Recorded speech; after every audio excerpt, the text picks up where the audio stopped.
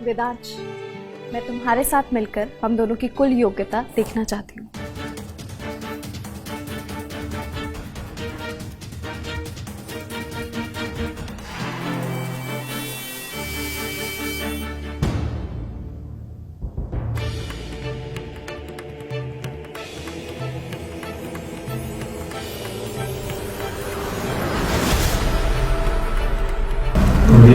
चक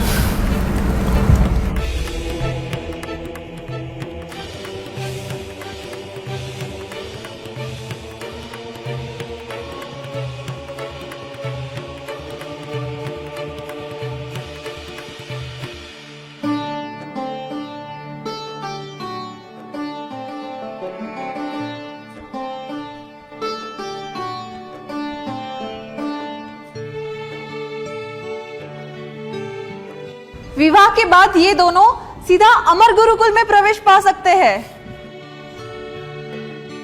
श्रीमान हरिकेश, आपकी बेटी का चुनाव बिल्कुल सही है। श्रीमान अथर्व, मैं नहीं चाहता कि मेरी बेटी अश्विनी कोई गलत कदम उठाए। अब आप ही कुछ कर सकते हैं। आप मेरे साथ मजाक कर रहे हैं क्या श्रीमान? देखिए, मैं एक चक्र प्रदर्शित नहीं कर सकता हूं। कैसे समझाऊं मैं आपको? कम से कम एक कोशिश तो करके देखिए। क्या पता शायद आपके पास भी 3 चक्र प्रदर्शित करने का सामर्थ्य हो। अगर ऐसा होता श्रीमान, तो मुझे मेरे गुरु उस गुरुकुल से बाहर नहीं निकालते। अश्विनी तुम्हारी पहुंच से बहुत दूर है, लेकिन फिर भी तुम अपनी योग्यता का परीक्षण कर सकते हो। क्या पता सेवक के तौर पर तुम्हें शिखर गुरुकुल में प्रवेश मिल जाए। कोशिश करो। अगर तुमने वेदांश की बराबरी कर ली तो हो सकता है कि मैं अपना मन बदल लूं। मैं जानना चाहता हूं तुम कितनी योग्यता रखते हो। हम सब जानना चाहते हैं ना? आओ और अपना परीक्षण करो। आगे आओ। भले ही चक्र प्रदर्शित ना कर पाओ, पर खुद को परखने की ताकत तुम में होनी चाहिए। अगर तुम ऐसा नहीं करोगे तो मैं दोबारा मुड़कर तुम्हारी तरफ नहीं देखूंगी। कौन है तुम्हारा गुरु और गुरुकुल? तुम्हारे गुरुकुल का कोई भी अनुयायी शिखर गुरुकुल में शामिल नहीं हो पाएगा। लगता है अब तो मुझे परीक्षण करना ही होगा। मैं अपने गुरु को इस तरह और शर्मिंदा नहीं करवा सकता। ठीक है, ये परीक्षण देने के लिए मैं तैयार हूं, लेकिन एक बात मैं सब लोगों को साफ साफ कह देना चाहता हूं कि इस परीक्षण में चाहे कुछ भी परिणाम आए, उसका मेरे गुरु और गुरुकुल से कुछ भी लेना देना नहीं होगा।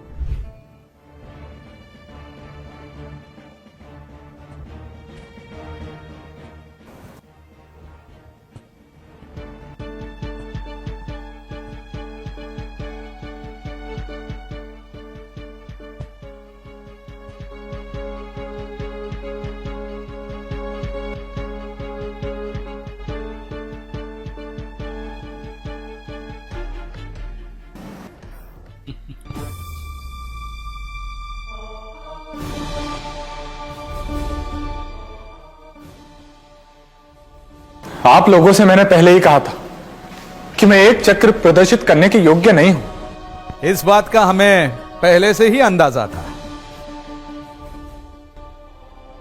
तुम तो हमारे गुरुकुल में सेवक बनने के भी योग्य नहीं हो। श्रीमान हरिकेश, आपने एक निमंत्रण खराब कर दिया। मैंने तुम्हें परखने में भूल कर दी। ये तो गुरुकुल के छोटे मोटे काम करने के लायक भी नहीं है। मुझे खुशी है कि मेरे पास पार की नजरें हैं, वरना मेरा जीवन बर्बाद हो जाए।